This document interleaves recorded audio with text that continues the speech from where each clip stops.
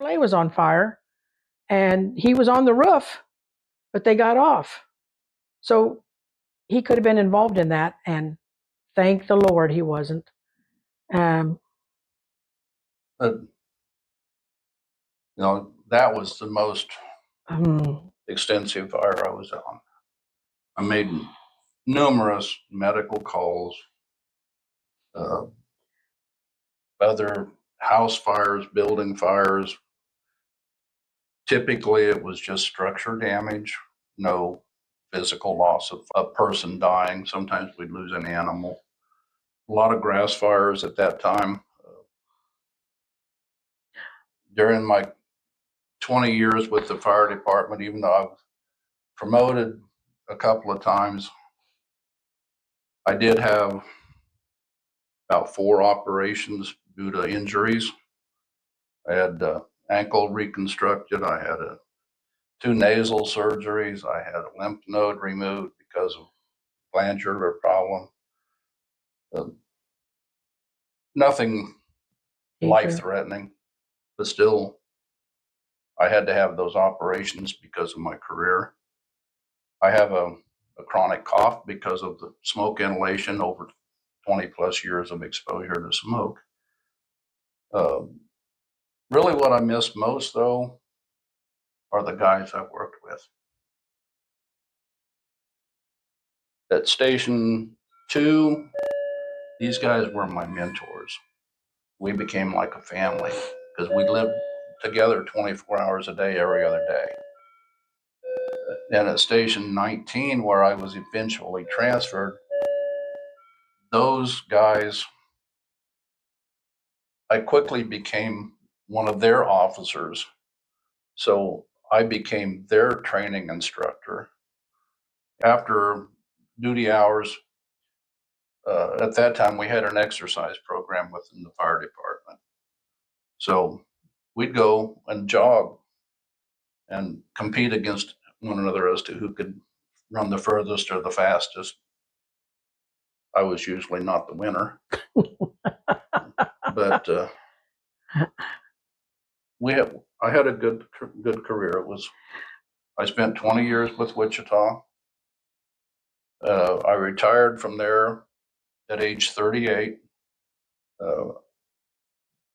I don't really think about it, but a guy came up to me, a fellow fireman, last week or a couple of weeks ago at our Firemen's Retirement Association get together.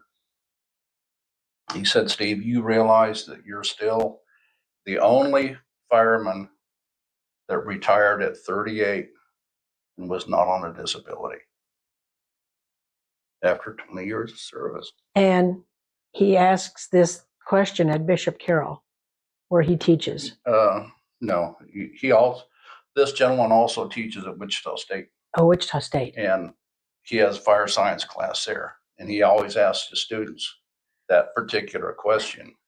And not one of them to this date has ever guessed that I was that person. To go back in time, when I hired on, we had dress uniforms. And this cap, it was part of that dress uniform. Had to have that little badge on it. The suit was black, 100% wool, heavy. Hot. Could I see it on you? We had to wear this uniform when we were out in a public event, such as Fire Prevention Week. The first time I had to wear that uniform, I was 18. And I was back at East High School blocking a stairway. All the kids mocked me like you wouldn't believe. But we eventually got rid of the black uniforms, went to something that's lighter. I don't know what happened to my uniform. I thought I had it, but I don't.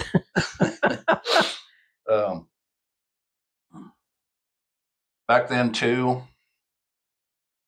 some of the equipment was old Seagrave equipment that dated back into the 50s, early 40s maybe.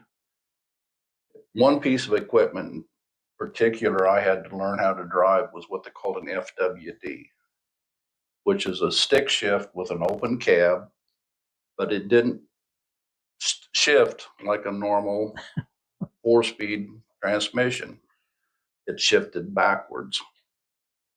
So instead of going left to right, you went right to left. And you had to do what they called double clutch, because it was being stick, you had to use the clutch, and it was difficult because it was a cantankerous old machine. You didn't get the gear right, you had to stop and start over again. Mm. Our aerial truck was open cab. At that time too, on the back of the fire engine, we rode the tailboard, which they don't anymore. They're all enclosed cabs. It might be, well, for example, Gary Spickard and I were riding the back engine tube one winter. It must have been 5 miles from the fire station to where we had to go for our response. The only thing we could do to keep from freezing was put the hose bed cover up over our faces as we rode on the back outside of that fire engine. It felt like it was 30 below. And we got there, and then the fire was already out, so we had to ride back. Get back on. Fortunately, we didn't have to go back as fast. But just, things like that are finally starting to come back to mind. When I did finally retire from the fire department, I had reached the rank of captain. I thought that there was something else I would want to do at that time, so I retired. Lo and behold, I spent 10 years more as a volunteer out here in Cheney, Kansas.